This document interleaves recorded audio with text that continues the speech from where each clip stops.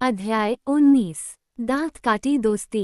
डेंडेलायन कभी कभी सोचती थी कि वॉनी का मकान कुछ अकेला अकेला सा था, क्योंकि वह इतना बड़ा था और वहां कभी कोई मिलने मिलाने नहीं आता था।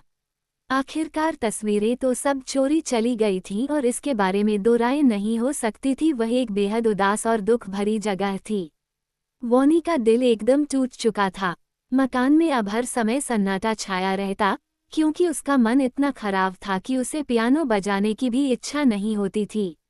वे लंबे गलियारे जिनमें चित्र टंगे हुए थे, अब वीरान और खाली थे।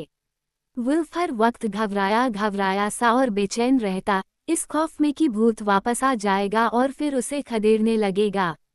अब वो हरदम कंधे के पीछे झांकता रहता और अचानक होने वाली हल्की सी भी आवाज या कोई अनपेक्षित हरकत पर डर कर उछल पड़ता। डेंडेलायन मुंह लटकाए, उदास, अकेले एक कमरे से दूसरे कमरे के चक्कर लगाती रहती। उसे अब भी पीली गोलियां लेनी पड़ती थीं और वो घिनीना लाल जुआ पहने रहना पड़ता था। उसे हर वक्त भूख महसूस होती, क्योंकि उसे खाने को बहुत कम दिया जाता था। हर चीज अब रद्दी और दुखद थी, वह सोचा करती। दूसरी तरफ जेस्पर कभी इतना खुश नहीं रहा था। चोरी के अगले दिन उसने भंडारी को अपने कमरे में बुला भेजा। मैं एक पार्टी देने वाला हूँ, उसने कहा। मेरे पास जश्न मनाने की एक वजह है। वाकई जन आया। और वो वजह क्या है? भंडारी ने अदब से पूछा। बताऊंगा नहीं, जेस्पर ने कहा। जानने के लिए तुम्हारे पेट में खलबली मच रही होगी, क्यों? और उसने जीभ निकाल कर दिखा दी। भंडारी के होंठों पर एक फीकी सी मुस्कान तैर गई। मैं अब इसे और बहुत बर्दाश्त नहीं कर सकता, उसने सोचा। अब किसी भी दिन में आधी रात को वह दीवार फांदकर भाग जाने वाला हूँ। इस बार उसका विषय इतालवी होगा, जेस्पर आगे कहता रहा। वेनिस, वह चिल्लाया। हमेशा की तरह किसी खर्चे में कोई कटौती नहीं की गई थी। जेस्पर की जायदाद में नहरों का एक व्यापक जाल खोदकर बिछा दिया गया। उन्हें पानी से लबालब भर दिया गया और इतालवी किश्तियों का एक बेड़ा खास तौर पर इटली से लाया गया ताकि मेहमान उन चमकदार काली नावों में नीचे से ऊपर और ऊपर से नीचे तिरते हुए अपना दिल बहलाव कर सकें। वेनिस का बादशाह डोज कहलाता था, इसलिए लाजिमी था कि जेस्पर उसी का भेस धरे। उसने पहनने के लिए जरी की एक पोशाक बनवाई और उसे पहनकर वह बहुत प्रसन्न हुआ, बिना यह महसूस किए कि वह बिल्कुल लफूट लगता था। एक शानदार रंग बिरंगा बजरा भी खरीदा गया था, जिसे 50 मल्लाह खेकर लाने वाले थे ताकि जेस्पर धूमधाम से प्रवेश करे। डोज वेनिस में जिस महल में रहता था, वह गुलाबी और सफ़ेद पत्थरों से बना था, जो बड़ी खूबसूरत तरतीब में सजाए गए थे। जेस्पर भला कैसे पीछे रहता।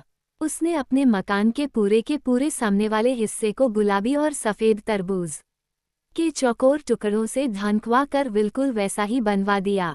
चिर पीड़ित कुत्तों को मखमली लबादों और चोगों में सजा दिया गया, आदमखोर के लिए गहरे लाल और बुचिया के लिए गहरे हरे। इतालवी रसोइयों के दल पसीना पसीना होते हुए कड़ी मेहनत से सेवइयों के विशाल उलझे हुए अमवार तैयार करते रहे, जिन्हें ताज़ा तुलसी के पत्तों से सुगंधित किया गया था, और बैलगाड़ी के पहियों जितनी बड़ी कचौड़ियाँ। हलवाइयों ने मीठे खोए और मेवों से ऐसी अद्भुत मिठाइयाँ बनाईं, जैसी वुडफोर्ड में पहले कभी देखी नहीं गई थीं। उस रात देर गए डेंडेलायन ने आतिशबाजी की वह नुमाइश देखी जिससे पार्टी का समापन हुआ। बानी के सो जाने के बाद वह अंधेरे शयनकक्ष की खिड़की की बन्नी पर खिड़की के शीशे से पंजे टिकाकर खड़ी हो गई और रात के आसमान में रंगीन रोशनियों के शानदार धूम धड़ाके को फूटते और फिर विलीन होते देखती रही। अगली सुबह वुडफोर्ड बिगुल ने पार्टी के चित्रों से भरपूर एक विशेष रंगीन परिशिष्ट भी निकाला था। बानी अपना नाश्ता करते हुए बेमन से उसके पन्ने पलटता रहा। इन दिनों उसे कोई भी चीज़ दिलचस्प नहीं लगती थी। मन छोटा मत कीजिए, विल्फ ने कहा। कम से कम आपके पास वह देवदूत तो अब भी है, और उसने सिर हिलाकर पलंग के बगल में रखी मेज की तरफ इशारा किया। चूंकि बानी ने नया चित्र अपने कमरे में रखा हुआ था, इसलिए जब जेस्पर बाकी सारे चित्र ले गया था तो यह चोरी होने से बच गया था। मेरा ख्याल है तुम ठीक कहते हो, बानी ने कहा, और उसने हेवरफोर्ड स्नफली वाले देवदूत पर भरपूर नजर डाली, जिसकी आंखें इतनी चमकीली और पंख इतने साफ थे। फिर भी विल्फ, फिर भी उस छोटी सी कटोरी के दूध की आखिरी बूंद पीने के बाद, जो उसे इन दिनों दी जा रही थी, मगर इससे पहले कि किसी को उन पीली गोलियों का ख्याल आता, डेंडेलायन घर से चुपचाप सरक गई। मैं चलकर आदमखोर और बुचिया से मुलाकात कराऊं, उसने तय किया। शायद वहां कुछ खाना पार्टी से बचा रह गया होगा। जैसे ही उन्होंने उसे देखा, कुत्ते फौरन समझ गए कि उसके मन में क्या था। तुम्हें निराश करते हुए मुझे अफसोस हो रहा है, लेकिन एक सॉसेज भी नहीं बची, आदमखोर ने सोचा। ऐसे लालची मेहमान थे कि चूरे का आखिरी टुकड़ा तक चट कर गए। वे तो मकान के सामने चिपकाए गए तरबूज के गुलाबी और सफ़ेद टुकड़ों को भी साफ कर गए, बुचिया ने जोड़ा।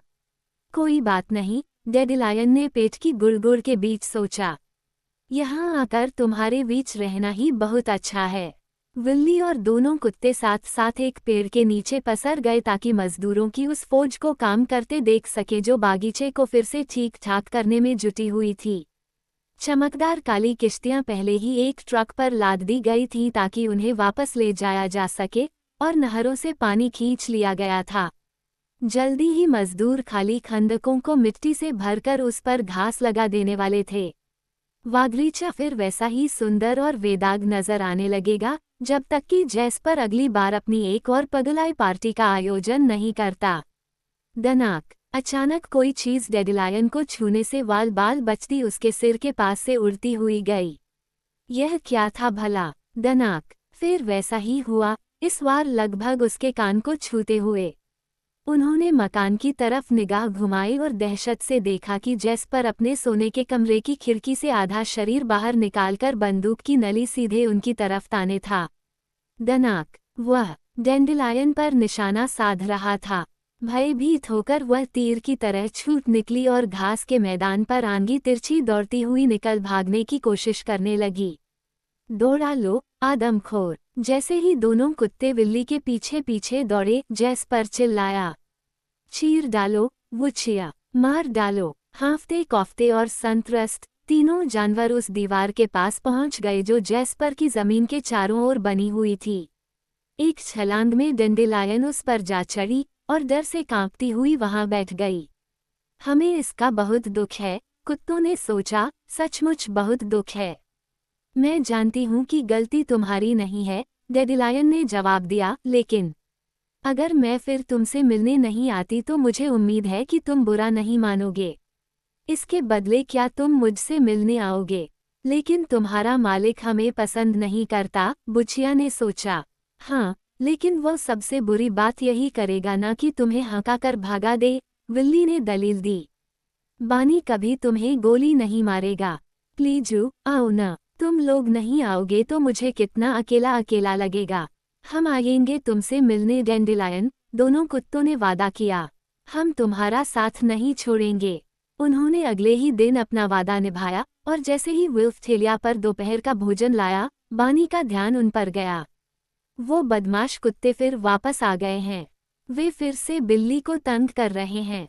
लेकिन जब वह खिड़की के पास गया ताकि चिल्लाकर उन्हें डरा के भगा दे तो विल्फ बोला, नहीं, एक मिनट रुकिए। देखिए, क्योंकि एक बड़ी अजिया चीज वहां हो रही थी। विल्ली को डराने या तंग करने की बात तो दूर रही, तीनों बड़े मजे में साथ साथ खेल रहे थे। अब क्या कहें? बानी ने नरमी से कहा। अब उसने देखा कि डेंडेलायन अपनी पूंछ का पीछा कर रही थी और फिर दोनों कुत्ते प्रकट ही उसकी नकल करते हुए ठीक वही करने लगे।